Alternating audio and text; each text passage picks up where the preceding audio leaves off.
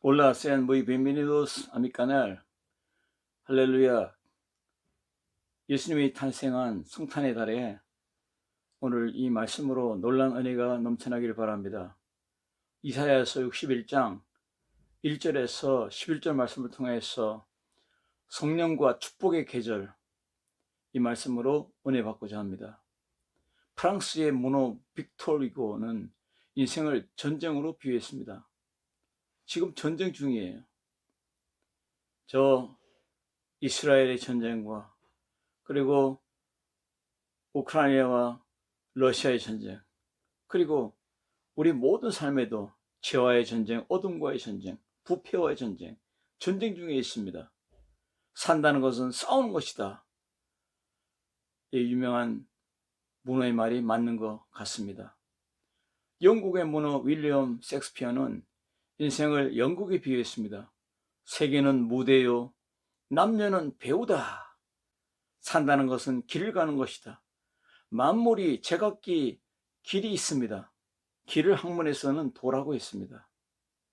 사람의 길은 인도, 자동차가 가는 길은 차도, 기차의 길은 철도, 비행기가 가는 항로가 있습니다.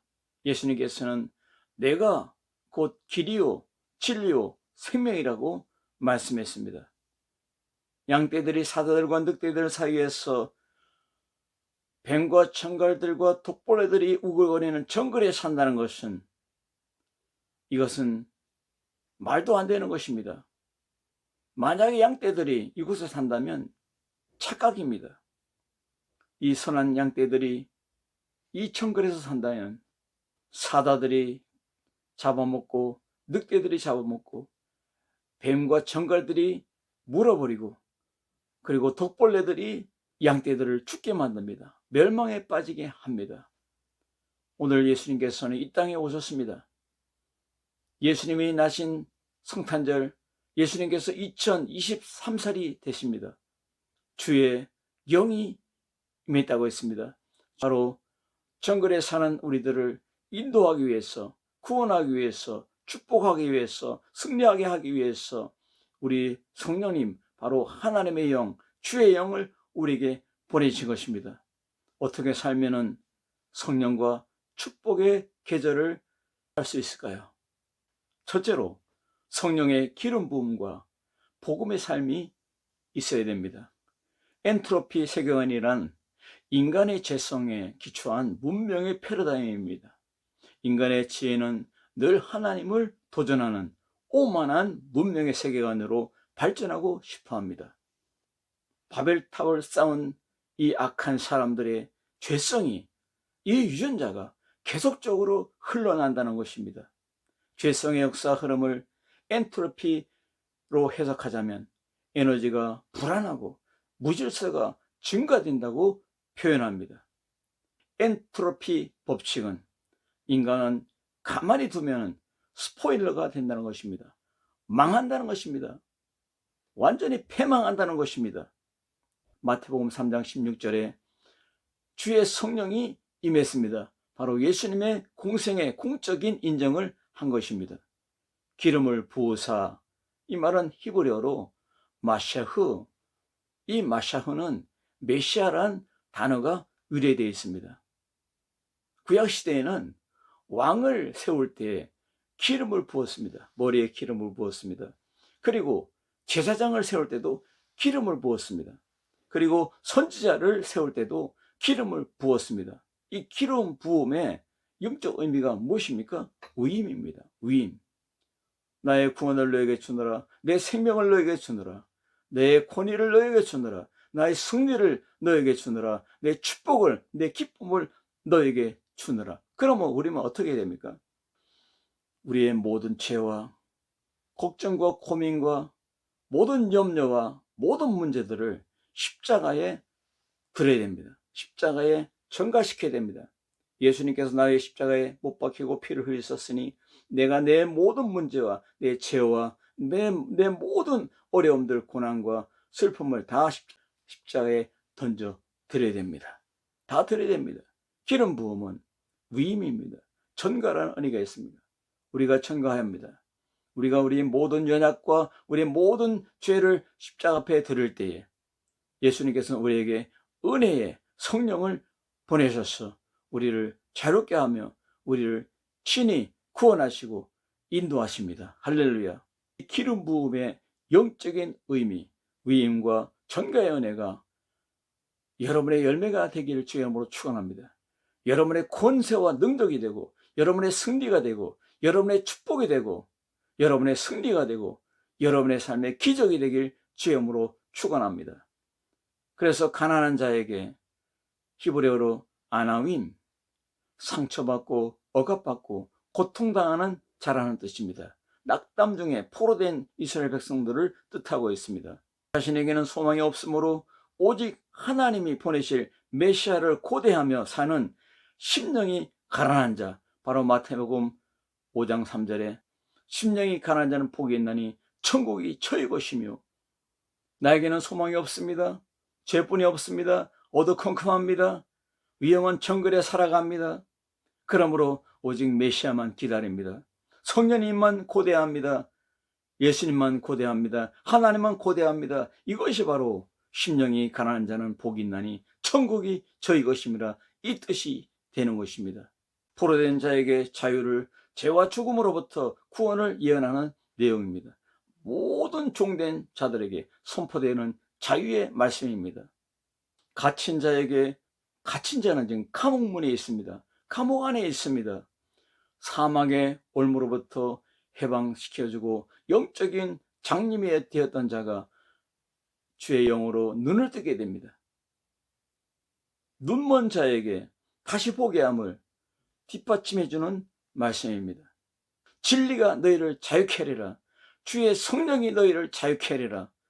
그래서 우리에게 기름 부으심으로 말미암아 우리에게 하나님의 놀라운 특권을, 권세를 위임했습니다. 살아갈 능력을 위임했습니다. 자유를 위임했습니다. 승리와 기적과 놀라운 축복을 우리에게 주었습니다. 우리는 우리의 모든 문제와 우리의 모든 죄와 우리 모든 어두컴컴한 모든 삶을 다 십자가에 전가하는, 예수님께 다 드리는, 십자가에 던지는 여러분이 되시길 주의 이름으로 축원합니다. 왜냐하면 예수님도 3대 세트 사역을 했습니다. 첫째로 티칭 미니스터리입니다. 교육 목회였습니다. 두 번째로는 프리칭 미니스터리였습니다. 교회를 세웠습니다. 예수님께서 사흘 만에 성전된 자기를 세우듯이 우리도 예수님 안에서 성전이 되었습니다. 성령님이 우리 각 심령에 임했습니다. 하나님의 거룩한 성전, 성전이 되었습니다. 이 성전이 세워져야 됩니다. 모든 세계에 성전이 세워지고 있습니다. 그리고 세 번째로는 힐링 미니스터리입니다. 치유했습니다. 병든 자를 고쳤습니다. 바로 현대어로 말하면 컨설턴트입니다.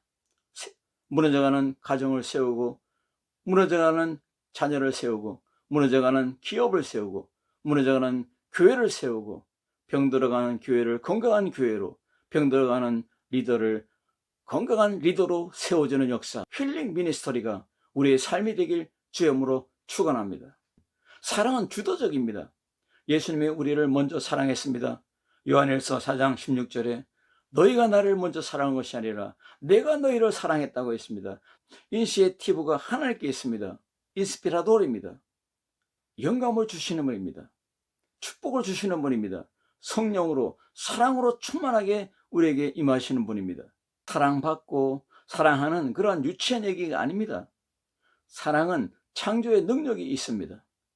이것이 사랑의 정의입니다. 모든 사건을 그리스도의 사랑으로 소화하면 두려움이 없습니다. 자유합니다. 사랑의 대가나 보상을 바라니 피곤해지는 것입니다. 여러분, 여러분의 아내나 남편에게, 자녀에게 사랑을 요구하지 마세요. 먼저 주세요. 이웃에게 사랑을 주세요. 사랑을 요구하면 피곤해집니다. 여러분, 예수님 안에 사랑을 요구하는 자가 아니라 사랑을 베푸는 여러분이 되길 주의 이름으로 축복합니다. 프랜시스 후쿠야마의 책 역사의 종말과 최후의 인간이라는 그 책에서 핵심적인 질거리가 첫째로 인간의 욕구입니다. 인간의 욕구로 보다 더 잘 살아봤으면, 보다 더 큰 집에서 살아봤으면, 보다 더 큰 땅을 사봤으면, 보다 더 많은 돈을 벌어봤으면, 이러한 욕구 충만이 있다는 것입니다. 두 번째, 인정받고자 하는 욕구입니다. 불행은 인정 못 받는 때에 일어납니다. 아내가 남편에게, 남편이 아내에게 인정받고자 하는 욕구가 있습니다. 불행은 인정받지 못하기 때문에 가정이 불행한 것입니다. 당신 같은 무능한 여자 때문에 내가 망했다, 그렇게 말하면 안 됩니다. 용기를 줘야 됩니다. 하나님을 인정해야 됩니다. 하나님을 시인해야 됩니다. 이럴 때에 우리는 소망이 있는 것입니다. 축복의 가정이 되기 바랍니다. 축복의 자녀가 되기 바랍니다. 축복의 목회, 축복의 선교는 시인하는 겁니다. 하나님을 시인하는 것입니다. 오늘 하나님의 은혜를 시인하는 여러분의 가정, 여러분의 기업, 여러분의 모든 삶이 되길 주님으로 축원합니다. 은혜의 해라고 했습니다. 바로 히브리어로 쉐나트, 여호와를 기뻐하는 해입니다. 여호와의 기뻐하는 해입니다. 이것은 나팔이 울리고 이 땅에 자유가 선포되던 희년의 때를 연상시키는 표현입니다. 쉬나트, 바로 나팔이 울리고 이 땅에 자유가 선포됩니다. 포로된 자들아 돌아오라. 마치 땅을 7년째 농사지은 이 땅을 희년으로 이제는 쉽니다. 한 해를 쉽니다. 이제는 그 땅에 씨를 뿌리지 않습니다. 그 땅에 잡초가 무성합니다. 이렇게 쉬게 하듯이 이제는 우리 인생에 포로된 여러분들, 전쟁의 포로, 죄악의 포로, 모든 심령의 포로, 눈의 포로, 모든 삶의 포로된 여러분들에게 주님께서 오늘 은혜의 해를 선포합니다. 바로 무엇입니까? 하나님의 영이, 주의 영이 너에게 임했느니라. 하나님의 역사가 나타나느니라. 바로 오늘 성령이 임하면 예수님의 제된 역사가 나타납니다. 예수님께서 살아서 여러분과 동의하는 역사가 나타나는 것입니다. 메시아의 도래를 기다립니다. 메시아의 도래 때는 온 세계 인류를 죄의 노예의 상태로부터 해방시키는 때인 것입니다. 메시아의 도래로 시작된 해방의 때는 은혜의 때라고 불리기도 합니다. 지금은 은혜 받을 만한 때요, 구원의 날이로다. 고린도후서 6장 2절의 말씀이 이루어지는 것입니다. 할렐루야. 은혜해가 임하면 대적에게 복수 심판의 때가 된다는 것을 암시하고 있습니다. 그러므로 요한계시록의 말씀이 성취되는 것입니다. 할렐루야. 화관을 주어 그 죄를 대신하며 원문을 직역하면 아름다움을 주어 그 죄를 대신하며입니다. 아름다움에 해당되는 페르 히브리어 이 말씀은 여자들이 머리에 쓰던 아름다운 화려한 관을 말하고 있습니다. 그리고 희락의 옷, 찬송의 옷과 함께 즐거운 축제의 때를 연상시키고 있습니다. 은혜의 때가 이르면 슬픔의 표로 뒤집어 쓰던 죄를 다 털어버리고 대신에 아름다운 관을 쓰고 기쁨으로 노래하며 기쁨을 누린다는 말씀입니다. 이 말씀이 여러분의 가정이 되고 여러분의 기쁨이 되고 여러분의 인생이 되길 주님으로 축복합니다. 할렐루야. 프레드릭 위스키 교수는 용서라는 책에서 최고의 승리는 용서이다. 최고의 강자도 용서이다. 처세술의 관계성의 핵심 포인트가 용서이다. 용서하지 못하면 그 사람은 과거의 사람이다. 말이 거칠고 날카롭고 불의한 말을 하는 사람은 용서 못하는 사람이다. 공격적인 세속어를 쓰면 세상 사람이다. 과거에 묶여 사는 사람이다. 용서함으로 미래를 갈 수 있는 사람이다. 두 번째로는 용서하지 않으면 미래를 볼 수 없다는 것입니다. 아는 자가 모르는 자를 용서하는 것입니다. 산자가 병들고 고통하는 자를 용서하는 것입니다. 세 번째, 용서하고야 자유인이라는 것입니다. 여러분, 자유합니까? 용서한 사람입니다. 사랑하지 않으면 용서가 아니라는 것입니다. 내가 나에게 잘못되다 하면 내가 용서하겠다. 이것은 용서가 아닙니다. 이것은 거래입니다. 회개하면 용서하겠다. 이것은 율법입니다. 예수님처럼 저들이 알지 못하고 지은 죄, 알고 지은 죄까지 다 내게로 가져오라. 내가 너희를 용서하노라. 십자가의 용서가 살아있는 여러분 복음의 계절의 삶을 살기를 주의 이름으로 축원합니다. 성령의 불같은 사랑으로 걸어가고 인도받고 축복받고 놀라운 역사를 나타내는 은혜의 축복의 계절이 되길 주의 이름으로 축원합니다. 세 번째로는 성령의 열매와 성령의 계절입니다. 성령이 우리에게 강림했습니다. 이것은 예수님의 재현되는 역사입니다. 요한복음 16장 22절에 지금은 너희가 근심하나. 여러분, 포로가 얼마나 근심이 많습니까? 자유가 없습니다. 억압입니다. 고통입니다. 절망입니다. 이러한 근심 하나 내가 다시 너희를 보리니. 어떻게 봅니까? 예수님께서는 하나님 우편에 앉아 계십니다. 성령을, 하나님의 영을 우리에게 보낼 때 이 성령이 오시면 예수님을 다시 본다는 의미가 살아나는 것입니다. 예수님의 재현된 현장입니다. 임마누엘의 현장이 여러분의 가정이 되고 여러분의 기업이 되고 여러분의 자녀가 되고 여러분의 목회가 되고 여러분의 선교가 되길 주의 이름으로 축원합니다. 이 임마누엘의 재현의 역사가 나타날 때에 너희 마음이 기쁠 것이요 너희 기쁨을 빼앗을 자가 없느니라. 이 축복의 능력의 말씀, 이 기적의 말씀, 이 승리의 말씀이 바로 성령의 열매를 맺는 예수님의 성품과 예수님의 품성이 드러나는 여러분 성령의 열매가 가득한 삶이 바로 미션의 계절, 바로 성령의 계절이 된다는 것입니다. 여러분이 토양이 좋고 기름진 땅이면 100배의 열매를 맺는다 했습니다. 60배, 30배 열매를 맺는다고 예수님 말씀했습니다. 이 세계에서 가장 맛있는 커피, 3대 커피를 말하면은 3대 커피의 최고의 맛을 말하면 콜롬비아 스프리모 커피를 저는 소개합니다. 콜롬비아의 스프리모 커피, 스틱형 인스턴트로 많이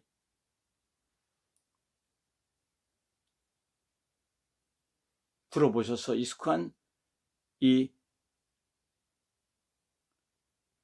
콜롬비아 스프리모, 콜롬비아 커피, 이 스프리모 커피는 진한 향기와 부드러움을 가진 커피입니다. 마일드 커피의 대명사로 감미로운 향과 중량감이 있는 맛이 특징입니다. 그리고 두 번째로는 과테말라 커피입니다. 비옥한 화산재 토양에서 자란 커피로 스모키하고 강한 신맛이 나는 특징이 있습니다. 세 번째로는 이 과테말라 커피는 제가 인디안 그 산지에도 가봤습니다. 인디안 산지에 그 크리스찬들이 애들이 커피를 직접 그것을 온도를 커피 제가 과테말라 그 화산지대인 인디안 정글 마을을 들어갔을 때에 이 인디안 마을 성도들이 그 원두를 직접 갈아 가지고 저에게 선물했습니다. 진짜로 그런 맛이 났습니다. 아주 오늘 제가 말씀한 것처럼 스모키하고 강한 신맛이 나는 특징의 맛이었습니다. 너무 맛있었습니다. 그리고 세 번째로는 에티오피아 커피입니다. 예가체프 커피입니다. 예가체프 커피인데 이 커피는 꽃향기와 부드러운 신맛이 나는 게 특징입니다. 이렇게 원두는 기후와 토양에 따라서 신맛도 나고 풍부한 맛이 나고 단맛도 나고 과일향 등이 차이가 나게 되는 것입니다. 여러분 오늘 성령의 계절에 토양이 변해서 예수님께 영광 돌리는 여러분의 삶이 되기 바랍니다. 너희는 세상의 빛이다. 너희는 세상의 소금이라고 말했습니다. 어두컴컴한 이 장거리 세상에서 전쟁이 있는 이 땅에서 빛이 되어서 어둠을 환히 밝히는 여러분, 빛을 발하는 여러분의 삶이 되길 바랍니다. 그리고 썩어져가는 이 세상에 소금을 뿌려서 소금이 맛을 내어서 맛을 내는 맛이 있는 크리스찬이 되기 바랍니다.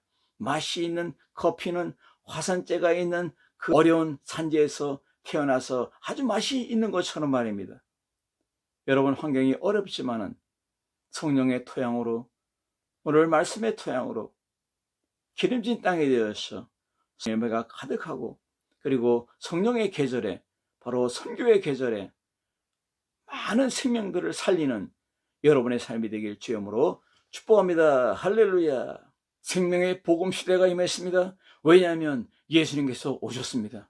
기쁘다, 구주 오셨네. 만백성 맞으라. 예수님께서 오셨습니다. 지금 성령이 우리에게 임했습니다. 성령으로 충만한 여러분이 되기 바랍니다. 수치 대신에 누릴 축복은 더욱더 엄청나게 크고 값진 것이 될 것입니다. 빛과 소금의 역할을 감당하면서 여러분, 의의 옷을 입고 바로 성령의 전신갑주, 하나님의 전신갑주를 입고 여러분, 구원의 투구와 의의 흉배와 그리고 믿음의 방패와 그리고 진리의 띠를 띠고 성령의 검을 들고 복음의 신발을 신고 행진 영광 영광 할렐루야, 영광 영광 할렐루야, 영광 영광 할렐루야, 곧 승리하리라. 아멘. 이 말씀대로 되길 바랍니다. 땅이 싹을 내며, 이 의미는 적시에 내린 단비로 촉촉해진 땅에서 새싹이 움트듯이 메시아가 오시면, 하나님의 영이 임하면 진리와 의가 돋아 자라난다는 뜻입니다. 하나님께서 예수님과 성령을 보내셔서 하나님 나라를 이루고 그의 택한 백성을 그곳으로 모이시게 하는 그 목적, 그의 백성들로부터 찬양을 받으시는 하나님, 영광을 받으시길 간절히 바랍니다. 오늘 성령의 열매로 선교의 계절을 맞이한 여러분들이요, 이 말씀으로 충만한 여러분 되시길 주님으로 축원합니다. 기도합니다. 살아계신 아버지, 감사합니다. 이 놀라운 말씀으로 열매 맺는 우리 가정들이 되고 우리 기업들이 되고 우리 목회자가 되고 우리 선교지가 되게 하여 주옵소서. 예수님의 이름으로 간절히 기도드리옵나이다. 아멘.